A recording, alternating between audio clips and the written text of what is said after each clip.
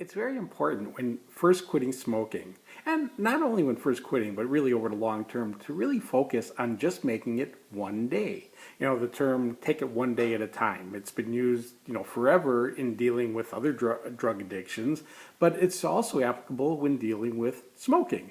Now, I know it kind of sounds contradictory to what I always end all my letters with and all the videos with of never take another puff, but I really am working with the basis of working it a day at a time with the premise of never taking another puff.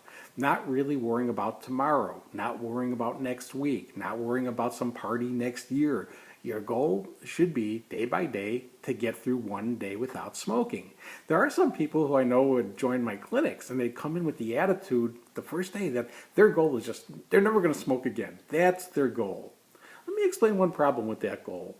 When you congratulate yourself for making your goal, when do you start to feel good by the accomplishment that you set a goal and you stuck with it?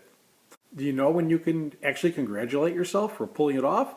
It's when you're laying on your deathbed, having pulled it off now, however long that was ago that you quit, that you haven't smoked in all that time period.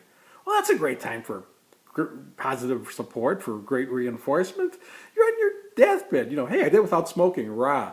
Now, set the goal the first day that I'm not going to smoke today. At the end of the day, congratulate yourself. You pulled off a goal. Also, you could say you're going to, when you wake up in the morning, you're going to set the goal again and do it. The next day you wake up and say, I'm not going to smoke today. At the end of the day, congratulate yourself for having pulled off the goal. It really is important to do this, to reinforce that you are doing what you wanted to do, what you've committed to do, and congratulate yourself for pulling it off.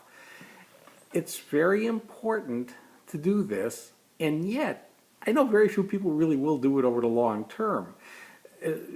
When smoking or not smoking becomes relatively easy, when they're not thinking about it at all, it's kind of hard to wake up to remind yourself you're not going to smoke that day. It doesn't seem like a big deal anymore.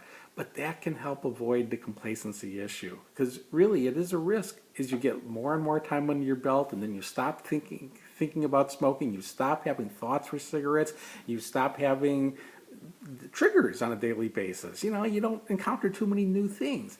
But every now and then you do. You hit an experience. You hit an episode that something is new, and you haven't talked yourself out of smoking for so long. You haven't thought about smoking for so long.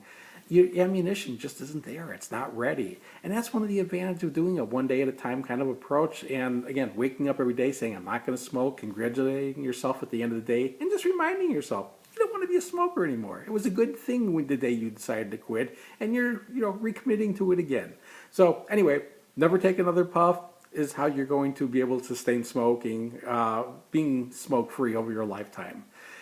But in a true sense, don't worry about the rest of your life right now. Your goal is to get through today. And congratulate yourself that you got through today. Whether today was your first day or whether today was your 10,000th day without a cigarette. It was a good day as far as smoking goes, because you pulled off another day, and you did it by, once again, sticking to your commitment to never take another puff.